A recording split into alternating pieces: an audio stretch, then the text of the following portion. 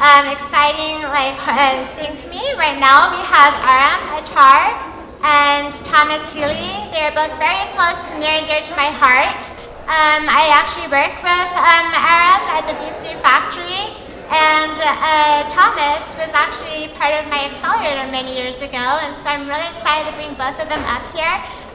This is where you get to hear about the journey of a company who's gone from startup to IPO. And they IPO'd with the New York Stock Exchange. And so Aram here will be moderating Thomas and getting to learn more about how that path happened and hear more about the journey. So if I could please have your attention, they really deserve a lot of attention to hearing this story. So if you pay attention and you answer some really good questions, you might earn a prize as well. So, all right, please come up.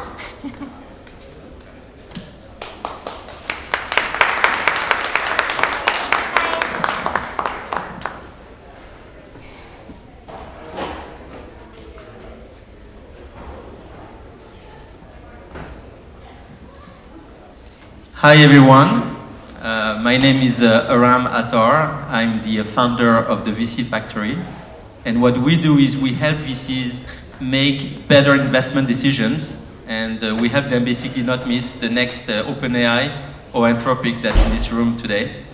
And I'm very happy to receive, to have today moderate, but I'm sure he's going to not need a lot of moderation, Thomas from Hyliion. So Thomas, you founded Hyliion when you were in the dorm room. At 28, you took the company public, and you became the youngest self-made billionaire in the world. And I think you overcame, was it Kylie Jenner? Okay. And then it all went crashing down. The market turned. You had to do a hard pivot, and we'll talk about that. Stock price tumbled down. Fast forward to today, company is doing great. You have a great product. You have a bunch of contracts, including government contracts, and you also have a lot of cash in the bank. So what a ride, right? It's been a journey, which we're going to share a lot about today. So you'll learn that no startup journey is just a straightforward path. Yeah, and let's start with that. By way of introduction, I always ask founders I meet, why did you become an entrepreneur? And what did you set out to do? I think it really started with when I was young, right? When I was in elementary school, as opposed to what most kids had was the school bus would show up, they would jump on it, they'd go home after school and do their homework. My sister and I had it a little bit different, where my parents would come pick us up from school, and we actually had an office inside their office building, so they were both entrepreneurs. My sister and I had our own office where we'd actually go to their workspace and do our homework, and then probably around 8 or 9 o'clock at night, we'd go to the Thai food restaurant across the street, grab some food, and one of my parents would head back to work, one of my parents would bring us home. And so just from a very, very early age, I was exposed to startups. I saw what it was like. I saw the journey that my parents were on with their companies, and I knew that this is something I wanted to do. So then went to Carnegie Mellon in Pittsburgh and started a couple of companies while in undergrad, and then when in grad school founded Hyliion, which is now the company that we're running today. Yeah, and I realize now I mispronounced it, so it's Hyliion. And we didn't prepare that, but can you tell us what's behind the name? So the name is Hybrid Lithium Ion Hyliion, smashed together. As you're going to learn through today's presentation, it's kind of an outdated name because when I founded the company, we were producing electric semi-trucks. We were one of the darling companies in that industry. That's when we went public in 2020, raised about $750 million in cash to go down that journey. That's not what we're doing anymore, though. As some of you might be aware, that industry has gotten just slaughtered. There are very few companies, actually almost no companies left in the electric vehicle semi-truck space anymore.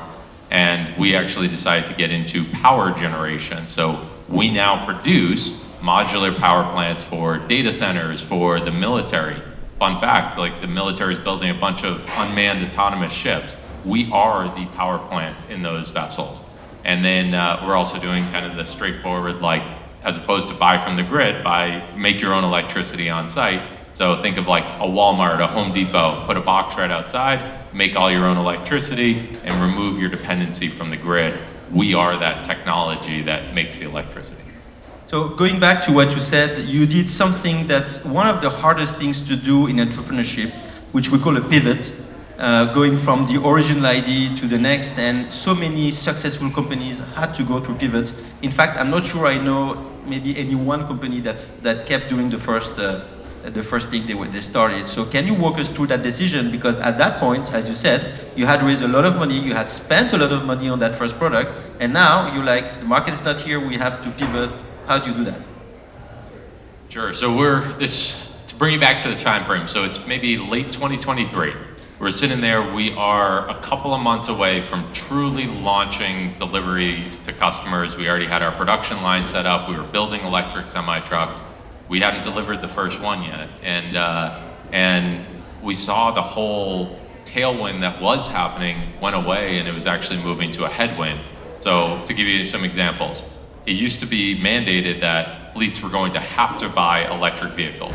It was mandated that that emissions needed to get down to a certain level, and it was expected that vehicles were going to be a lot cheaper than what they ended up actually coming out to be. So those things that were driving people to adopt our technology and others in the space were going away. And what happened was I was looking at it and saying like, all right, well, my peers, there were other companies doing the similar thing we were. They were trying to raise money and they weren't successful. Some of them were actually going bankrupt.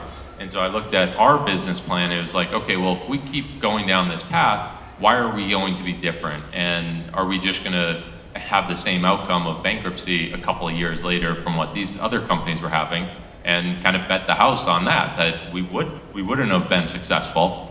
We were very fortunate that we had actually acquired a division of GE that was in the power generation sector. And so we had two businesses under one roof. We had the powertrain and power generation, and then decided to shut down my initial idea, what I had founded the whole company on, and go all in on this technology we bought from GE. So I commend you on that, because there's something psychological called the sunk cost fallacy, and as VCs we also are guilty of it. For example, we invest in companies and they always need more money, and then we think, shall we keep funding, or are we throwing good money after bad? And many VCs most of the money lost in VC, I think, is because of that rather than the first money in. So I commend you on being able, because I think you put hundreds of millions. Yeah, we had invested about probably a little over 400 million into this powertrain technology. And it was an awesome technology, but the problem was that people weren't going to buy it because the mandates had changed and the vehicles were costing more than, it didn't matter if we had invested 10 million, 400 million, or 4 billion into it, right? If no one's going to buy it, it's going to have the same outcome. And so that's where we said, all right, well, there's a much better market in data centers and powering military vessels and providing electricity for cheaper. I'm sure all of you have heard that major trend going on. AI, compute, data centers consume so much electricity. This is a better market to be in. And so we couldn't look at what we had done in the rear view and say, oh, we got to keep doing the same thing. It's what makes the most sense going forward. That's why I think that so I work a lot on founder psychology, and I think the most important personality trait of founders is not grit, because grit has passion and persistence, and if you had persisted, you wouldn't be here today. But what you have, I think, is more important, is resilience. And resilience is about recognizing that your idea doesn't work, what you did, and then let's rebound and do something else. Yeah, and there's a book out there, it's something relentless, right? And it's just about like this mentality of I'm going to win, right? And every day is a new day of like, all right, what do I need to look at? How are we going to make this company successful? I think founders need to be relentless. Excellent. So let's go back a few years in the rosy times, or you're this young entrepreneur, and not only were you young when you took the company public, but the company itself was young, because I looked at the stat and I think the average time to IPO for a tech company is 12 years. For a unicorn now it's like 9 years, but your Hyliion at the time was exactly 5. You were 28, so why did you decide that it was the right time to go public? It was really about the markets, right? And so what happened was there's a company out there that some of you might have heard of, Nikola. Gotten a lot of bad press about that company. The vehicle rolling downhill was the story. They were in the same sector that we were, and they went public. And then what happened was their stock exploded, right?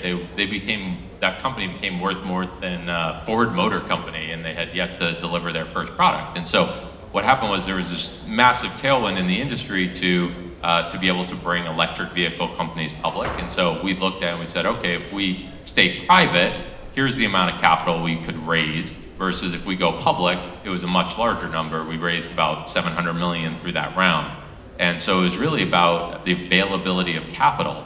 To be totally transparent and fair though, we were young to go public, right? It was, we didn't have all the processes in place. We had to go re-audit our financials because you need to be held to a higher level if you're gonna go public. We needed to go hire a GC, hire a new CFO, build out the team. And that's something that I've talked to some other founders that say like, oh, I can't wait till I take my company public. It's like, well, pump the brakes. It's not all like this amazing thing, right? You spend so much time preparing for earnings calls.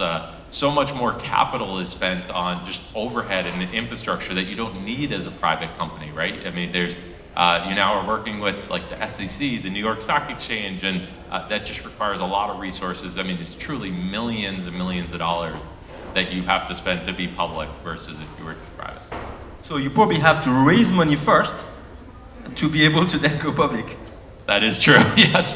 Because as soon as you're going down the going public path, the bar is held to a new level. So for you, was it the case that given what you were doing, maybe there's not enough hardware VCs with enough deep pockets to fund? Like, what was the business reason to go public that early? Yeah, I think the funds that are out there that want to invest in companies that are IPOing or de-SPACing, they are larger funds than the companies that are normally in the VC stage of earlier companies, whether it's hardware or software.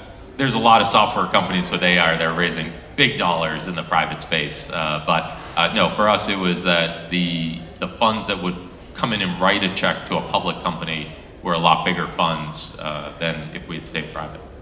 So you've been the CEO of a public company for 5 years now. What has surprised you most that you were maybe not expecting?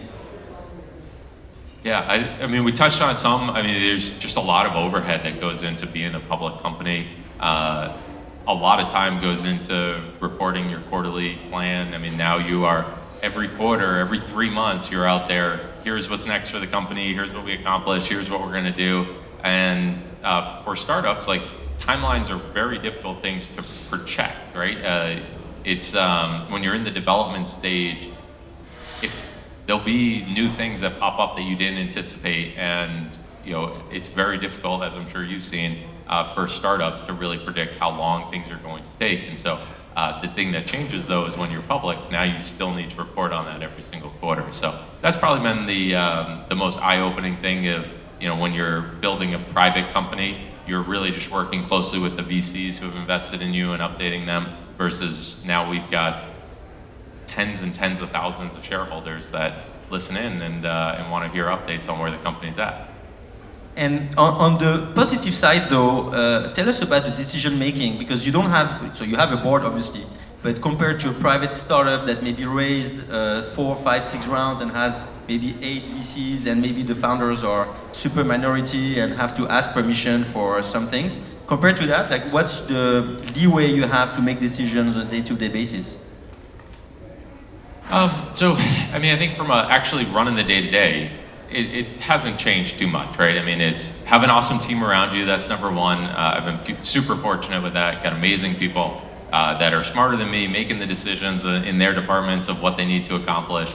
And then, from a CEO's perspective, it's driving the culture, driving the intensity of we need to go do this. We're set out to change the world. Let's go do it faster than someone else has.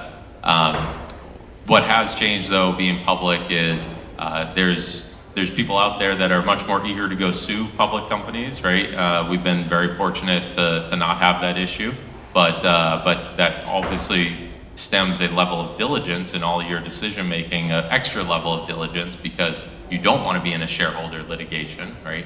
And so as we make these big decisions as a board, it is management bringing ideas to the board going through, okay, is this smart? What things should we go look at? When we made the pivot from powertrain to power generation, We hired bankers to go try to sell the powertrain division. That was unsuccessful because the whole industry was going down, but you have to build those kind of data sets of like, no, we really did look and explore and try to make, this is the right decision for our shareholders because of X, Y, and Z. If you're a private company, you could go have lunch with the VC that invested money and say, hey, I think I want to do this. And the two of you by the end of the lunch could say, sure, let's do it. And then that's your new journey. That's not the way it works when you're public. How about clients though? Is it easier when you're a public company you have big clients, some of them are government related. Is it easier than being a small private startup, like to have a public, because there's more scrutiny? It's reassuring that there's so much level of governance.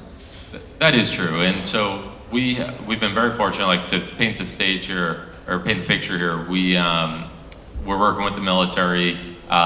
We talked about the autonomous ship a little bit earlier. 200-foot vessel, right? It's this big, unbelievable piece of equipment that the military is building. We are the power plant behind that, and so you're working with the Army, the military, the Navy, and they want to see a new level it's tough for them to work with a private startup, right? If you are kind of living paycheck to paycheck as a company, and every couple of months you're going to your VCs trying to bring in more money, that's usually a tough environment for the military, the government, to work with a company like that. We've been very fortunate, as we talked about earlier. We've got a strong balance sheet. We've got 150 million of cash sitting on our balance sheet, and so that's enabled us to really go get some of these military contracts. And what they've also said to us is they love the fact that we are not just a supplier to the military, right? They want to see us also commercializing this technology and selling it to data centers, selling it to commercial buildings, because they know that'll not only add resiliency, but it will also drive the cost of the technology down as well. Yeah, and there's, I'm an optimistic guy because that's why I'm an investor, but the positive side of all the overhead you talked about is also that those government, they ask you, I've had a lot of startups trying to work with governments or large companies, and actually they ran out of cash before finishing the contract. It takes 18 months, but you have the infrastructure to be able to negotiate those contracts. And then I've heard from other founders, they say, well, I'll just go to the military and get some money from them. It takes like once you know that you're going to win a contract, it takes about 9 months to actually get that contract executed, right? So you're not gonna just out of the blue go get some money from the military, right? We started with like a $3 million contract, then it became a $20 million contract a few years after that, and then a few years after that, now we're projecting about 40 to 50 million in contracts this year alone. And so it's a journey that the military, the government is not moving on the same pace as a lot of VCs and startups are, and so they're probably not going to be the safety net to come fund your company. So if we do the plus minus, of course, what I loved about what you said, and I don't know if you have many entrepreneurs here who want to go IPO one day, is that you have to be prepared. You have to spend money to get that. You have the scrutiny and so on. On the good side, you have what we said about, you could probably get those large contracts. You could get access to funding, maybe also easier, cheaper, because VC, as you know, costs 25% in a way, because that's what the IRR that people want. So all in all, if you think about your experience the last 5 years, if you had to do on the financing side something different, would you do something different or not? I think any founder can sit where they are in their journey and look back over the last, for me, 10 years, and you can nitpick galore things that you would have done different, but I try not to do that, right? Because you are where you are, you should only look forward, learn from your mistakes in the past, but look forward as to where you're taking the company. But the other thing I'm a big believer in is like, you cannot project the journey you're on, right? When I founded this in my dorm room at Carnegie Mellon, I thought I'd be sitting here 10 years later and we would be selling electric vehicles and building semi-trucks. I could have never guessed that we would be a power generation company.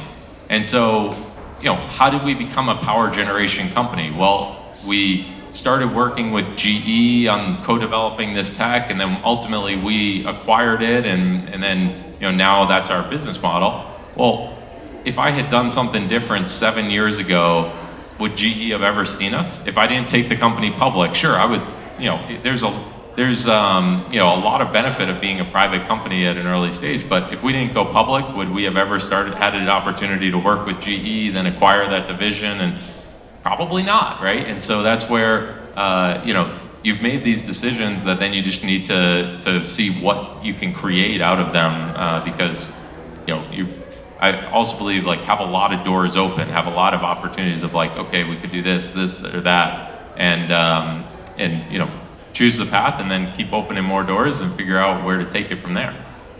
So before we give the mic to the floor to the audience for a few questions, you went public with a specific method, something called a SPAC and de-SPAC. Can you tell us a bit how it works and also why you chose that route? So I'll first start with the IPO, which most people are familiar with, which is you've got your company and then you go meet with you hire some bankers, you go meet with a bunch of investors, and then you're going to go launch it on the NASDAQ or the New York Stock Exchange, and then the market's going to come in and set the price, or the investors are setting the price, and then you're going to start trading. The SPAC is a little bit different. A SPAC is where there's already a parent company, a shell company that is listed on the NASDAQ or the New York Stock Exchange, and then you're going to merge into that. So we actually merged into being a public company as opposed to being an IPO and going public. And so what that enables is, it's a different journey where the SPAC, that public company, has a board of directors. You meet with that board, and between the two of you, between the company and the private company and the public company, you determine what the merger price is of those companies, and that is what you will be listed at. And then they have, in our instance, they had about 250 million under trust. That 250 then becomes the company's money, and then you can raise additional money, which we did as well through that process, through a pipe and through redeeming warrants. A lot of details there that we don't need to go into, but it's really the difference of an IPO is you're launching a new ticker symbol, a new company, versus a SPAC is you're merging with someone who's already public, and it was a very streamlined process. SPACs over the last couple of years have gotten some bad reputation around them, so companies started going more IPO, but now I'm actually seeing a trend back towards a SPAC because there are a lot of efficiencies with it. Yeah, I think being a VC, some SPACs got a wrong reputation because, unlike you, there was not a real project, because there's a disincentive maybe to create value. Just to make it short, if I understood correctly, is that in the SPAC, the sponsor, the company that went public, they get their equity before, whereas in VC we get our money after 10 years if the company succeeds, right? But so they are maybe that's where it came from. I don't think it's the methodology that has bad press, it's just that they were funding companies that, unlike you, were not real. Yeah, no, in that was a lot of what happened in 2020. There were a lot of early stage companies that went public. We were young to go public, but they went public and then they started having a lot of footfalls. They missed their public filings, right? This goes back to some of those things you have to do when you're public. You have to file 8Ks and 10Ks, and these are all documents that if you don't file, that's a big issue. Knock on wood, we have not missed any of our filings the 5 years that we've been public. So that has been terrific, but a lot of the other newer companies did not hold that to that same standard. So we'd like to open for questions, and entrepreneurship is about motivation, and I think you have a motivator, right? Yeah, anyone that asks a question, I'll throw you a t-shirt, a Hyliion t-shirt, so ask away. Hi, Thomas? No, now you hear me. 2 quick questions. When you raised those large amounts from the government, was those, or the military, were those SBIRs or some version of SBIR programs? There were SBIRs as part of it, so maybe just to give you the quick story. So it started with the Office of Naval Research, and it was a ship that they were building where they set out and said, we need a new power plant, and they selected us, and so that was directly with the Office of Naval Research, ONR.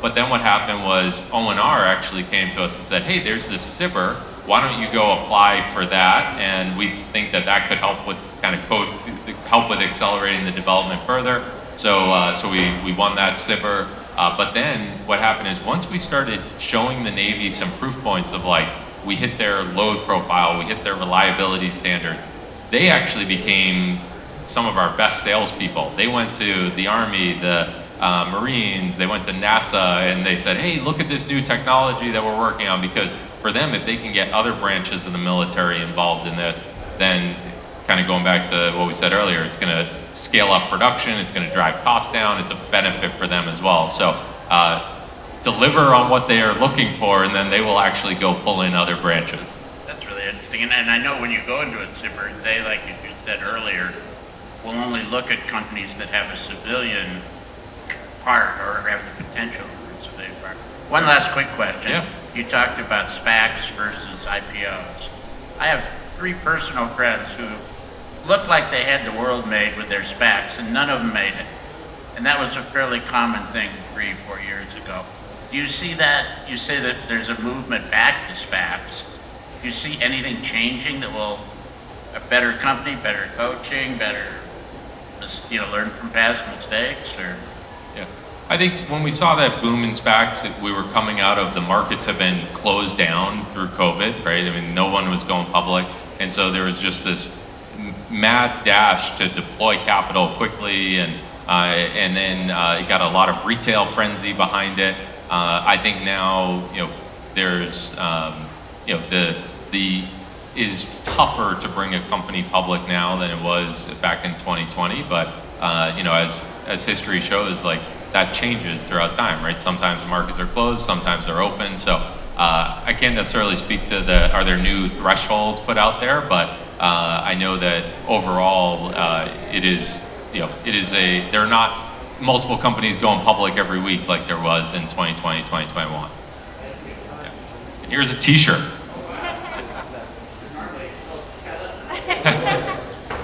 Keep on asking the questions. You got more prizes you can buy. Yeah, back there. Both gentlemen at the table.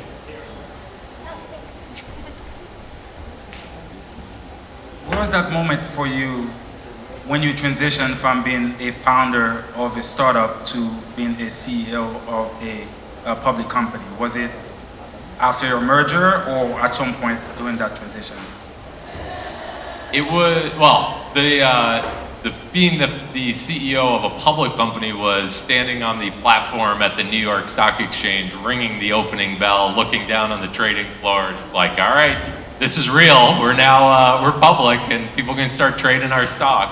I think maybe more to where your question was, I think it's a year to 2 years into your journey where, day one, you are the chief of everything, right? You are everything from marketing to sales to engineering, and you're deep into everything. A year or 2 in is when you start surrounding yourself with a team that, as I mentioned earlier, they're smarter at these different silos than what you are, and your role starts evolving more into making sure that the whole ship is heading in the direction that you want it to. Now, I think as every founder has, everyone's probably accused of getting too deep into the weeds on stuff because it's your baby. You never let things go. So, like for me, it's still every single press release. I read them, I edit them, but I'm not the one that writes the initial draft anymore. All right, let's see how we do with this. Wow. I do.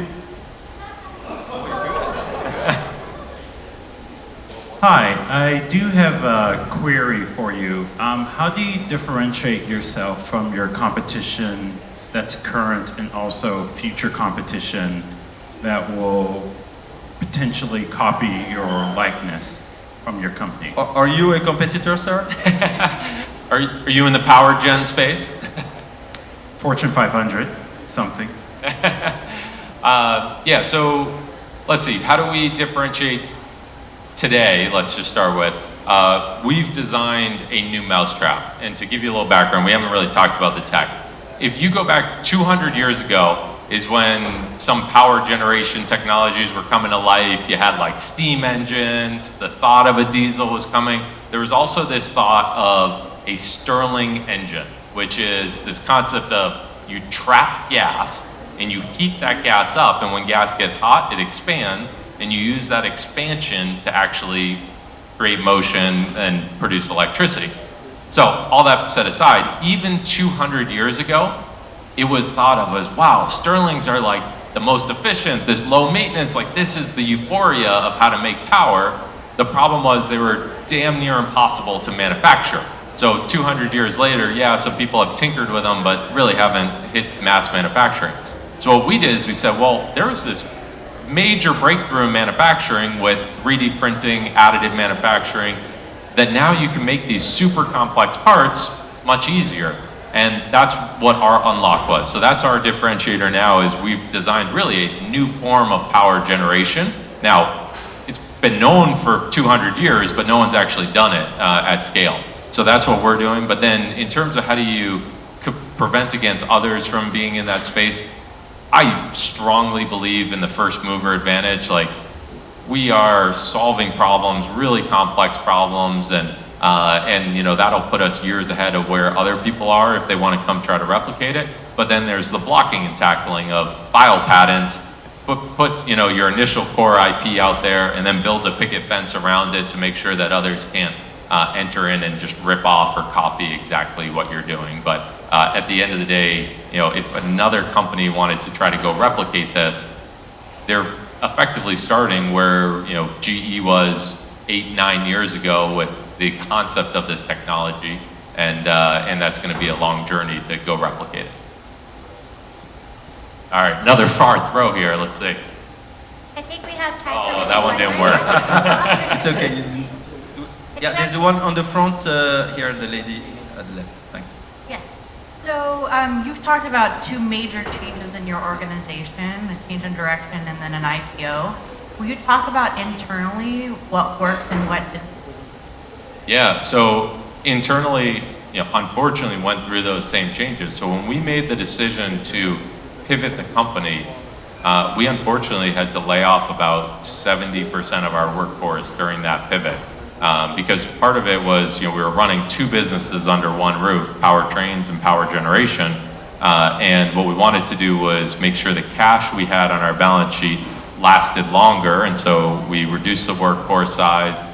We, you know, skinnied the team down, and then, you know, went all in on power gen. So that's a very challenging thing for a company, and something that when you do a layoff, your whole culture just changes overnight, right? I mean, the people, and I've heard this from our team, we've chatted a lot about it. It's like the people who are left have like survivor remorse almost, of like, well, why am I still at the company? Why did my friend get let off? To get through that journey and get the culture back to where we'd want it, frankly, probably takes about 9 to 12 months from a big change like that. And so that's something we went through. But now, thankfully, you know, we've rebuilt the culture. We've got, you know, the excitement of all the different programs and projects we're working on, and getting units out to customers here, and that, you know, that's a huge motivator. And one of the things that I've found that you have to do as a CEO and a founder is